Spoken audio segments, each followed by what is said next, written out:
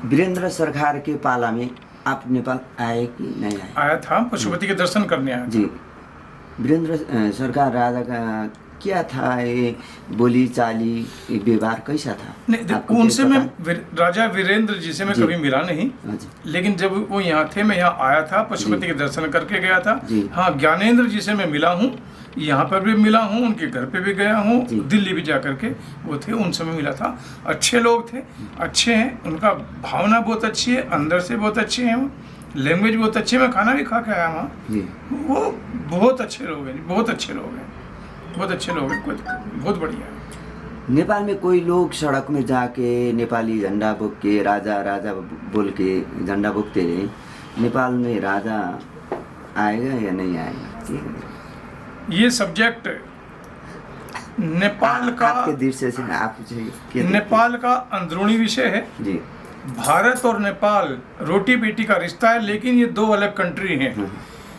राजा आएगा नहीं आएंगे, हिंदू राष्ट्र होगा नहीं होगा, सरकार किसकी बनेगी, किसकी बिगड़ेगी, कौन हारेगा कौन जीतेगा, सरकार क्या निर्णय लेगी क्या नहीं होगा, ये यहाँ की गवर्नमेंट का और यहाँ की जो जनता है, यहाँ के जो मेंबर ऑफ पार्लियामेंट हैं, यहाँ के जो जनप्रतिनिधि हैं, यहाँ के जो मिनिस्टर्स हैं, यहाँ के जो एमएलए हैं, यहाँ जो 7 राज्य बने हैं उनकी चीफ मिनिस्टर्स हैं, ये उनकी अंदरूनी विषय है। इसके अंदर भारत या मेरी पार्टी या मैं स्वयं कोई हस्तक्षेप नहीं करेंगे, ना हम इसमें कोई सलाह दे सकते। बिल्कुल ये हमारा विषय नहीं है, ये इनका विषय है। जी जी, ये नेपाल के जनता ऐसे बोलते हैं कि नेपाल में ये 7 राष्ट्र, ये 7 राज्य, ये राज्य नहीं फापते है बोलते हैं।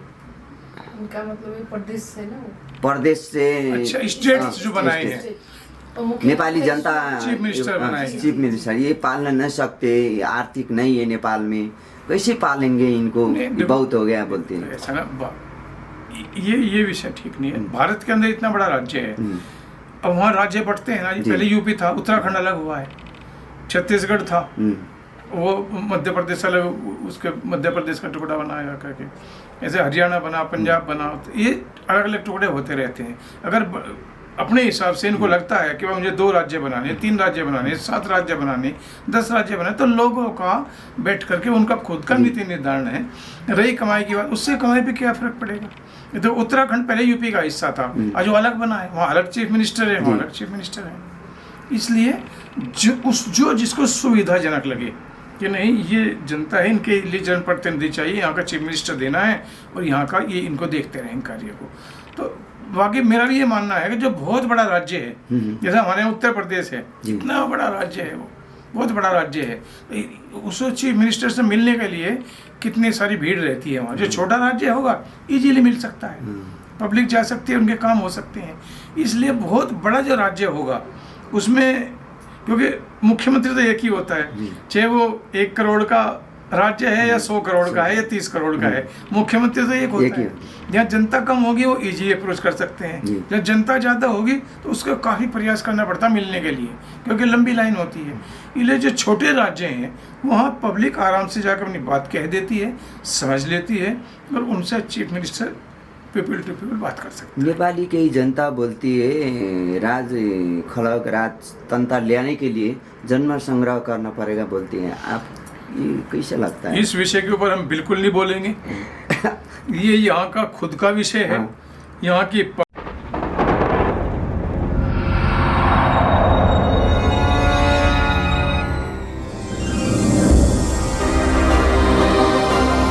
पब्लिक, यहाँ के जनप्रतिनिधि, यहाँ के लोग, यहाँ के मेल, यहाँ के फीमेल, यहाँ की पॉलिटिशियंस, यहाँ की सरकार, या जो इनको करना है करें, इस विषय में भारत को हस्तक्षेप नहीं करना चाहिए। ये दूसरा, हाँ, अगर हमसे कोई सलाह मांगते हैं कि जी हम लोग क्या कर सकते हैं, सलाह मांग रहा हूँ आपसे, हाँ, अगर ये सलाह मांग सकते हैं तो हम ये समझेंगे जो आपको अच्छा लगे जी, अपने राष्ट्र के, जिसमें राष्ट्र का भला हो सकता हो। राष्ट्र सर्वोपरि है, व्यक्ति नहीं, राष्ट्र बड़ा होता है। आप और मैं या हम जितने लोग बैठे हैं, हम यहाँ आज हैं, हमसे पहले कोई और था, हमारे बाद कोई और होगा, हम नहीं रहेंगे। इसलिए राष्ट्र को ध्यान में रखते हुए राष्ट्र हित, राष्ट्र धर्म जो हो, सबको साथ लेकर के, जो सबकी सलाह हो, जो सबकी मर्जी हो, जी किसका विरोध हो, उस कार्य को कर लेना चाहिए, लेकिन सबको साथ लेकर के, जी उसमें विरोधाभास नहीं, क्योंकि सवाल राष्ट्र का है। राष्ट्र बड़ा होता है, व्यक्ति नहीं। राष्ट्र धर्म अलग होता है, राज धर्म अलग होता है। ये राष्ट्र धर्म का पालन होना चाहिए। राष्ट्र का जहाँ धर्म का पालन नहीं होता जी तो वहाँ वो राष्ट्र संकट में रहता है। ये राष्ट्र धर्म का पालन होना चाहिए। अभी ये नेपाल के राजनीति में संकट वही होगी। क्या संकट है? अभी अच्छा तो तो ये चल रहा झगड़ा है। पड़ रहा है, पार्टी पार्टी झगड़ा करते हैं, झगड़ा, फुटते इसको आप झगड़ा नहीं कह सकते, ये विचारधारा होती है जी। जनता तो ऐसे ही बोलते हैं ना। नहीं, देखो झगड़े का झगड़ा नेताओं में काहे का झगड़ा। आपने एक बात कही, मैंने एक बात कही, जी आपकी विचारधारा मेरी विचार, हम कोई झगड़ा थोड़ा है हमारा। हमारे जनता तो ये सोचती है कि पार्टी पार्टी झगड़ा करके एक झगड़ा नहीं, एक होता है मन भेद, जी एक होता है मतभेद। मतभेद हो सकते हैं, मन भेद नहीं हो सकता है। किसी बात के लेकर के मैं आपकी बात से सहमत ना हूँ, हाँ आप मेरी बात से सहमत ना हो, इसका मतलब आप मेरे दुश्मन नहीं हो। जी हम फिर बैठ के इकट्ठे खाना खाएंगे। आप कोई बात कहेंगे, मैं कहूँगा मैं ये बात स्वीकार नहीं करता, लेकिन मेरे हिसाब से दुश्मनी कुछ नहीं जी। है। चलो फिर बैठ के चाय पियेंगे, हाँ। फिर खाना खाएंगे। हो सकता है कल को जाकर के आपको ऐसा लगे नहीं उन्होंने बात ठीक कही थी, मुझे हाँ। मान लेनी चाहिए। इसलिए मन भेद नहीं करना, जी मत भेद हो सकता है। एक चीज मैं आपको और बताता हूँ, अभिव्यक्ति की आज़ादी जहाँ नहीं होती वहाँ नुकसान होता है।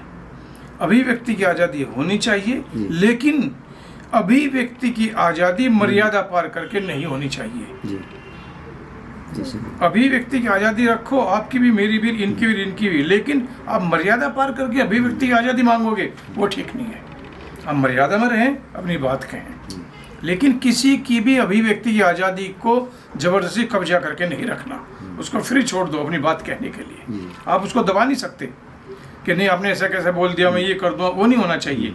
आपको पूरा फ्रीडम है, कुछ भी कहो, लेकिन राजधर्म ये है, राष्ट्र धर्म ये है कि अभिव्यक्ति की आज़ादी को कुचलना नहीं चाहिए।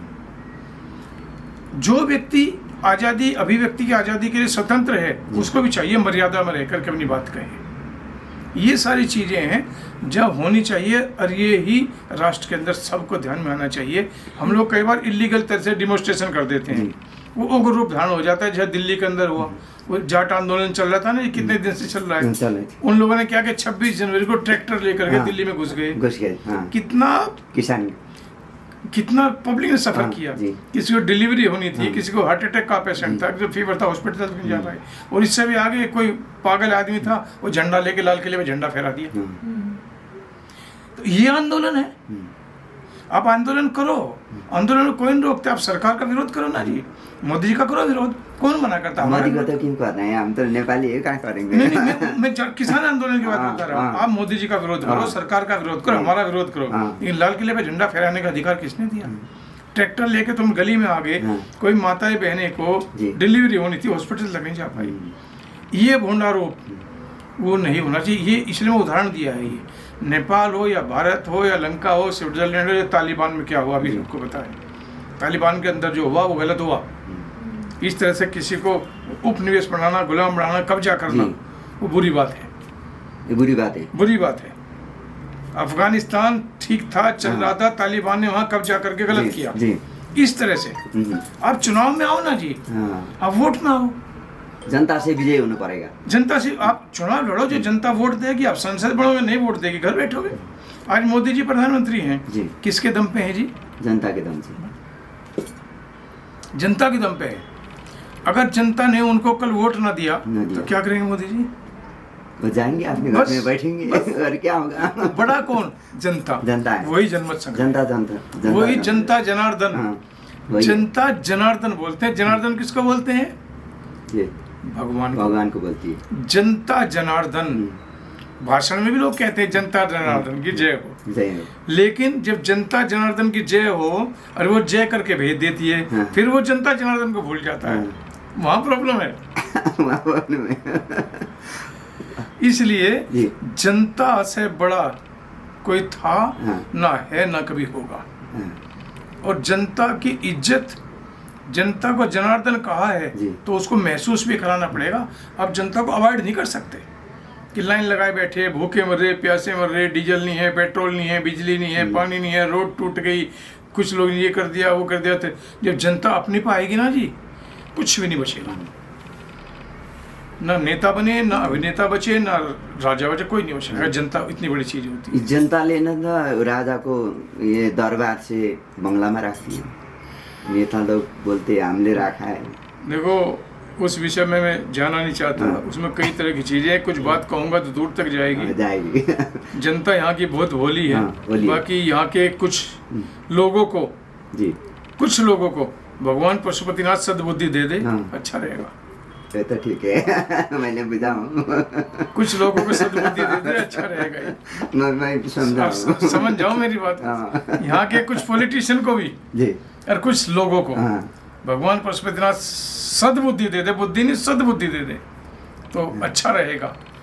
कई चीजें हैं जी जो कहना ठीक नहीं है, बाकी जानकारी है।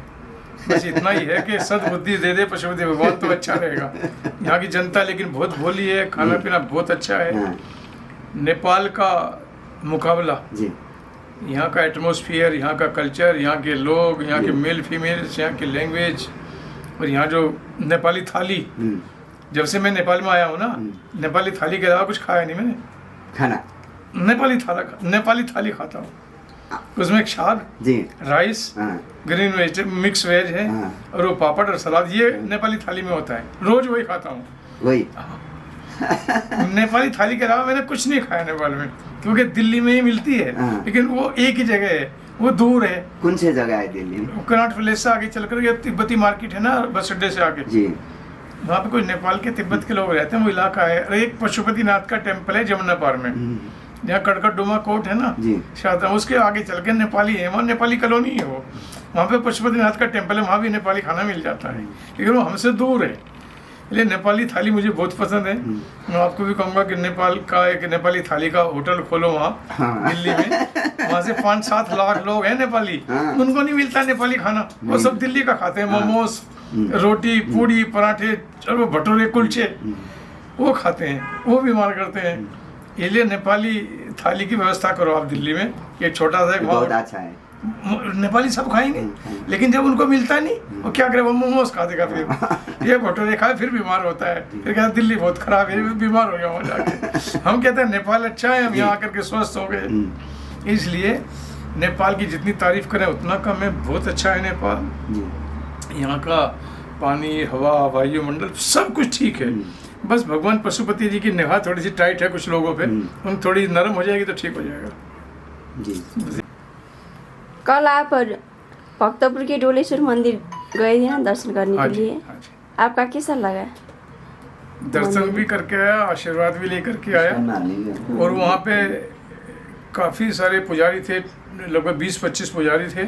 उन्होंने लगभग 1 घंटे तक पूजा अर्चना की है, मंत्रोच्चारण का जाप किया है, जलाभिषेक किया है, और वहाँ पे बहुत अच्छा लगा। और उसके पीछे एक वृद्धाश्रम भी है वहाँ भारत के भी कुछ लोग जो लावारिस थे, यानी इनका कोई वारिस नहीं था, उन लोगों का वहाँ बड़ा अच्छा खाना पीना, रहन सहन, चिकित्सा, वो मैं सारी वहाँ देख कर के आया हूँ। और वहाँ के एक लड़का था जो शायद इलेक्शन जीत के वहाँ से गए हैं, उद्योगपति है, वो उसको सारा चला रहे हैं, और बहुत अच्छी लगी मुझे। मैं एक विषय और मैंने रहा भी, मैं कश्मीर में गया था, तो वहाँ पे कुछ टेम्पल बंद पड़े थे कश्मीर के अंदर।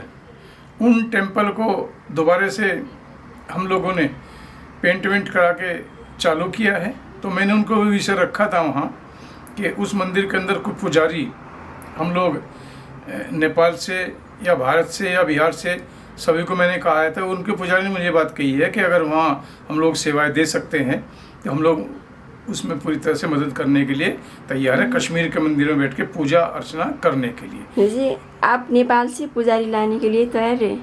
नहीं, वो कश्मीर का विषय है ना जी। नहीं, वो जो पुजारी हैं कश्मीर, यहाँ डोलेश्वर महाराज में, वो सारे भारत से करके आए, ये बनारस के हैं, वो है तो नेपाल के, लेकिन बनारस से ही वो विद्या लेकर के आए हैं, वहीं सीख करके आए हैं। उन्होंने मुझे बताया कि हम लोग बनारस में रहे हैं, काफ़ी लंबे समय तक रहे हैं, और वहाँ से फिर नेपाल में आए हैं यहाँ।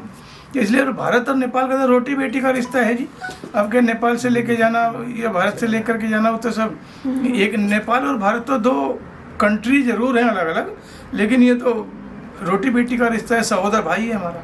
नेपाल भारत का तो कोई बंटवारा कभी किसी रूप में हो ही नहीं सकता।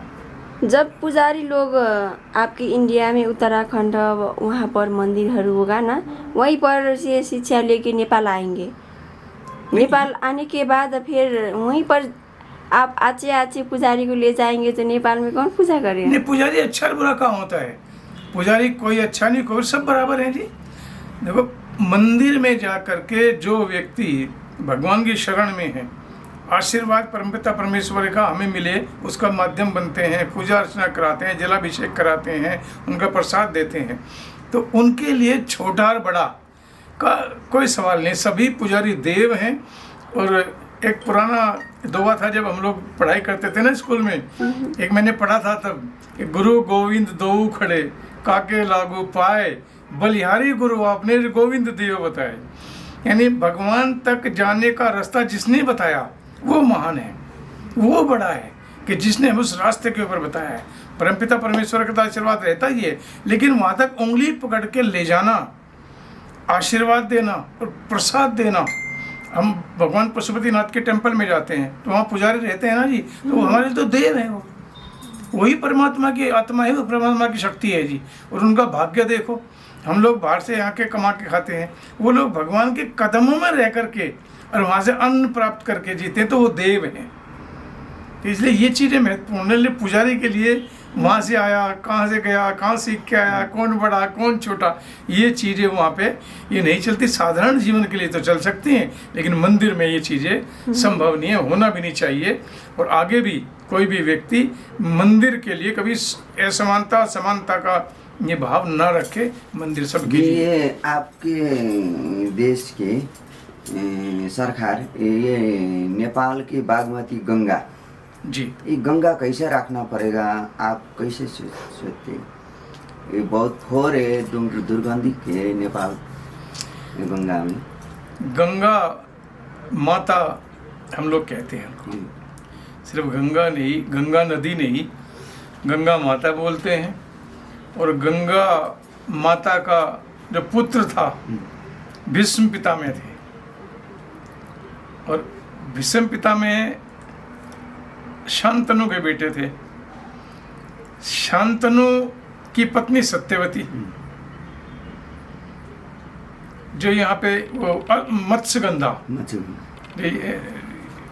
तनहू दमोली में रहती थी, सेती माती नदी, जिनका बेटा व्यास था पाराशर ऋषि का। पाराशर ऋषि भी वहीं जाकर के यूपी के अंदर महाभारत काल में उन्होंने 3 बच्चे पैदा किए। भीष्म पितामह हैं, गंगा माता के बेटे थे, तो इसलिए ये एक जीव है, जीवन है। उनको नहीं मिलता नेपाली खाना, वो सब दिल्ली का खाते हैं, मोमोस, रोटी, पूड़ी, पराठे और वो भटूरे, कुलचे, वो खाते हैं, वो बीमार करते हैं।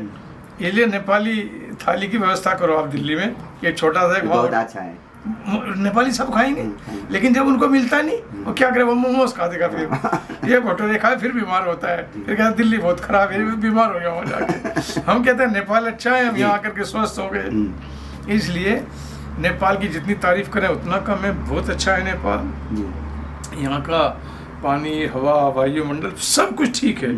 बस भगवान पशुपति जी की निगाह थोड़ी सी टाइट है कुछ लोगों पे, उन थोड़ी नरम हो जाएगी तो ठीक हो जाएगा। जी, बस इतना है। प्रणाम प्रणाम।